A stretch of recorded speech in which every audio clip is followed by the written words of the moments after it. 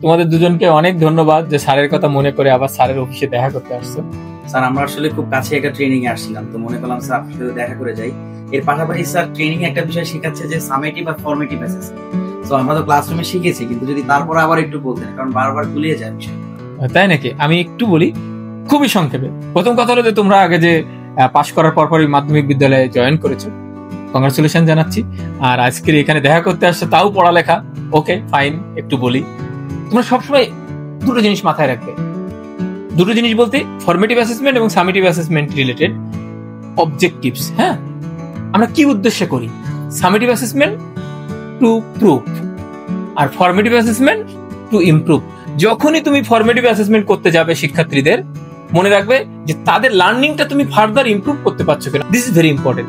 আর যখন summative to prove, তারা এতদিন কি শিখলো, আমরা ফাইনাল পরীক্ষা নেই কি উদ্দেশ্যে, এতদিন তারা কি শিখলো এটা প্রমাণ পাওয়ার জন্য।